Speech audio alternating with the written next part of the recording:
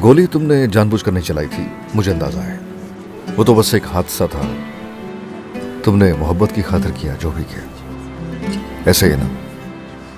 ऐसा ही है। वो लड़की नवाल है, सही कहा? ओके, ठीक हो गया। तो यही वजह है कि तुम्हें कुछ जॉब चाहिए, क्योंकि तुम्हें रकम तो चाहिए होगी ना। तुम्हारे अपने ख्वाब हैं और मुल्क से भी बाहर जाना चाहते हो नई जिंदगी की शुरुआत के लिए। ऐसे ही है ना? तो ये सब कुछ कैसे होगा जब तुम काम करोगे? तो आप इसलिए कर रहे हैं ये सब कुछ कि मैं अपने ख्वाब पूरे करके अच्छी जिंदगी गुजारूं? गलत सोच रहे हो। यहाँ सोच गलत हो जाती है तुम्हारी। हमारे लिए, मैं ये हमारे लिए कर रहा हूँ। नवाल भी चाहती है तुम्हें। तुम खुश होगे तो नवाल भी खुश होगी। नवाल खुश होगी तो हुमैरा खुश होगी। हुमैरा खुश होगी तो मैं खुश होऊंगा। तो ये वजह है कि मैं ये सब कर रहा हूँ। तुम्हारी हाँ समझो।